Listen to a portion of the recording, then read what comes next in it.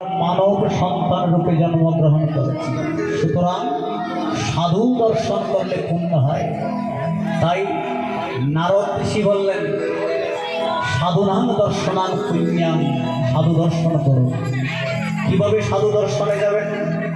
এই যে এখানে এসেছেন, তো এখানে আপনি নিজেকে অধম মনে করুন আর জগৎকে সকলকে সাধু মনে করুন, তবেই আপনি সাধু দর্শন পাবেন।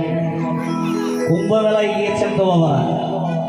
কুম্ভ মেলায় দেখবেন ইন্ডিয়া থেকে, নেপাল থেকে, বার্মা, কাঠমান্ডু, বিভিন্ন এলাকা থেকে নাগা সন্ন্যাসীরা এসেছেন। এরা সবাই সাধু। কুম্ভ মেলায় গিয়ে শুধু কেনাকাটা করবেন, প্রসাদ নিয়ে বাড়িতে আসবেন তা নয়। কুম্ভ মেলায় গেলে ভক্তদের পদধূলিতে যখন আপনার দেহটা জর্জরিত হবে, আপনি মহাপুণ্যবান। এমন একটি পুণ্যস্থানের আয়োজন করে গিয়েছেন আমার অদ্বৈতানন্দ পুরী মহারাজজি। পৃথিবীতে দুটি মেলা হয় কুম্ভ মেলা, একটা প্রয়াগরাজ কুম্ভ মেলা আর একটা বাঁশখালীতে অদ্বৈতানন্দ পুরী মহারাজজির প্রতিষ্ঠিত ঋষি কুম্ভ মেলা। মনে রাখবেন, ওই কুম্ভ মেলায় অনেকে ভক্তের চরণধূলি দেহে লাগলে নিজেকে ইতস্তত বোধ করেন, আসলে নয়। সেজন্য পদকর্তা বলছেন, ধুলা নয় রে গোপী পদের রেণু, সেই ধুলা বাঞ্চা করে ব্রজের রাই কানো। ওসব ধুলা নয়, ওগুলি হচ্ছে গোপী পদের রেণু। সেই গোপী পদের রেণু আমার ভগবান শ্রীকৃষ্ণ একদিন অঙ্গে মেখেছিলেন বাবা। নারদ ঋষি কি বললেন, নারদ আমার বুকে বড্ড যন্ত্রণা, ভক্তের চরণ ধুলি এনে যদি আমার দেহে মেখে দিতে পারো তবেই আমি সুস্থ হব। নারদ ঋষি ভক্তের দুয়ারে দুয়ারে গিয়ে বললেন, কে আছো? ওগো কে আছো? আমার প্রভু নারায়ণ বড্ড অসুস্থ, তোমাদের এক মুঠো চরণ ধুলি দাও, তার দেহে মেখে দেব। কেউ দিল না বাবা। স্বর্গ নরক পাতালে গেল, কেউ দিল না। বিকেলবেলা এসে বললেন, প্রভু তোমার কোনো ভক্ত তো তোমার দেহে মাখার জন্য, অঙ্গে মাখার জন্য পদধূলি দিল না, এখন কি অবস্থা হবে? ভগবান বলছেন নারদ তুমি ব্রজধামে গিয়েছিলে? বলেন না। ভগবান বললেন, নারদ তুমি ব্রজধামে যাও। ব্রজপুরীরা, ব্রজবাসীরা আমার নাম শুনলেই তারা দিয়ে দেয়। তখন নারদ ঋষি ব্রজবাসীদের কাছে গিয়ে আঁচল পেতে ধরলেন, ওগো ব্রজবাসী কে আছো? এক মুঠো চরণধূলি দাও, ভগবান বড্ড অসুস্থ, তোমাদের চরণধূলি তার অঙ্গে মেখে দেব। কেউ দিল না বাবা। হঠাৎ ললিতা বিশাখার কানে গেল সংবাদ। ললিতা বিশাখা দৌড়ে এসে বললেন, কে আছো ব্রজবাসী? আমরা তো আমাদের গোবিন্দের পরম ভক্ত, আমাদের চরণধূলিতে যদি আমার গোবিন্দ সুস্থ হয় তবে নারদ ঋষির আঁচল পূর্ণ করে দাও। সবাই বলে উঠল, নারদ ঋষি তোমার আঁচলখানা বিছিয়ে দাও, আমরা তোমার আঁচলে পদধূলি দিয়ে দেব। নারদ ঋষি আঁচল বিছিয়ে দিলেন, আর ব্রজবাসীরা মুষ্টি মুষ্টি করে চরণধূলি দিয়ে দিলেন। ওই চরণধূলি এনে যখন গোবিন্দের দেহে মেখে দেওয়া হলো, গোবিন্দ তখন সুস্থ হয়ে উঠল। তখন শ্রী ভগবান নারদ ঋষিকে বললেন, মহর্ষি নারদ এবার তুমি জানো কি করতে হবে? তখন নারদ ঋষি বললেন, প্রভু আমি ভালো মন্দ স্বর্গ নরক বুঝি না, শুধু তোমার নামে এই দেহ তরি ভাসিয়ে দিলাম। মনে রেখো, আমি যদি ডুবে মরি কলঙ্ক হবে তোমার। কি বলছেন? নারদ ঋষি বললেন, প্রভু তোমার নামে ভাসাইলাম এই দেহ তরি, আমি যদি ডুবে মরি কলঙ্ক তোমারই। এদেরকে বলা হয় ভক্ত বাবা। ভগবানের সাথে ভক্তের কি মিলন দেখুন, কি আবদার। বলেন প্রভু তোমার নামের দোহাই দিয়া বাসাইলাম তরি ও দয়াল আমি যদি ডুবে মরি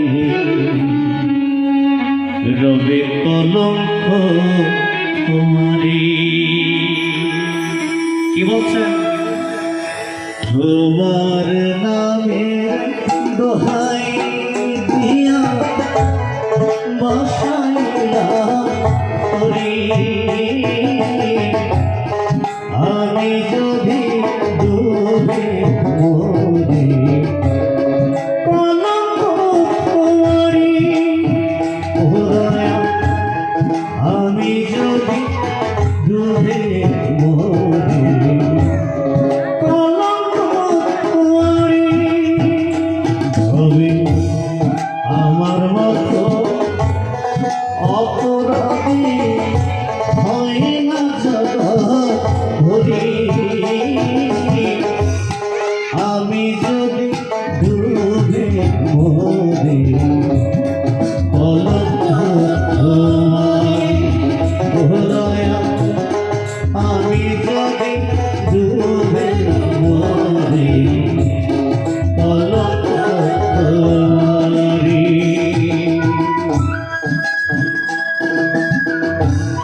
হরি বল হরি বল হরি হরি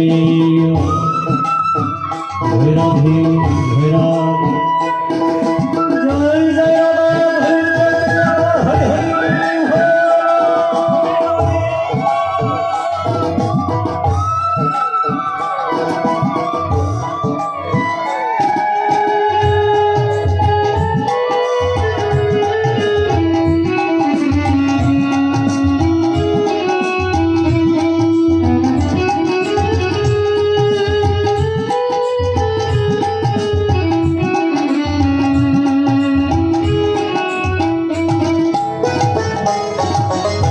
তুমি বিনে আমার কেহ নাই।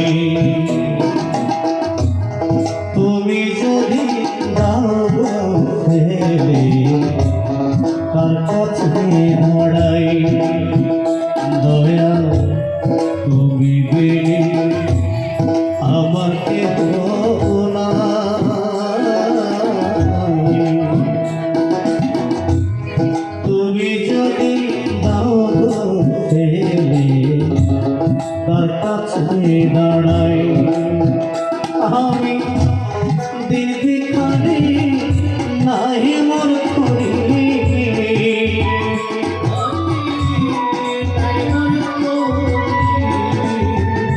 আমি দিন ভিখারি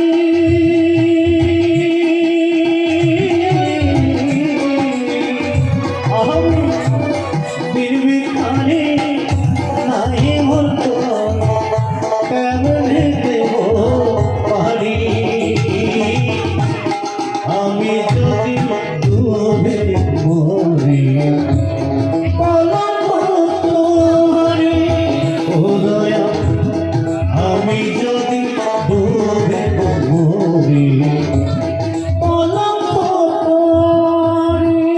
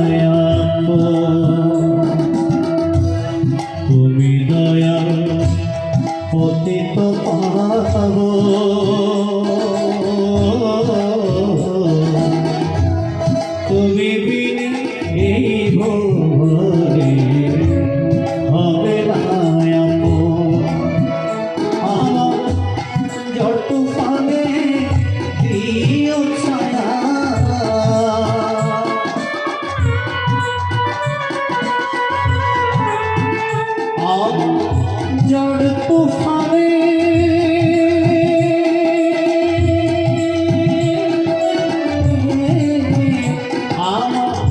ঝড় তুফানে দিও ছায়া আমার ভাঙা তরি আমি যদি ডুবে মরি অলক তোমার ও দয়া আমি যদি ডুবে মরি অলক তোমারি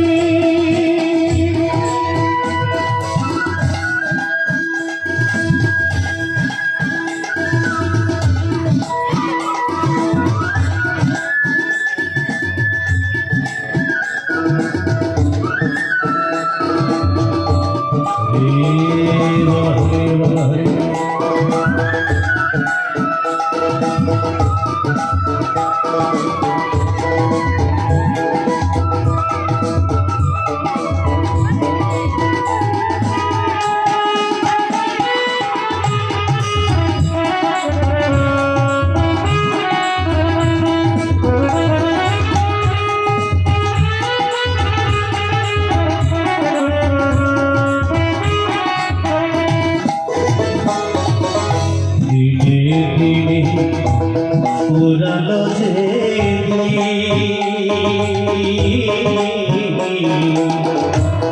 তোমার দেওয়া দেহ করি হইতাছে বলি দিনে দিনে পুরাই গেল দয়া তোমার দেওয়া দেহ করি হইতাছে বলি দয়া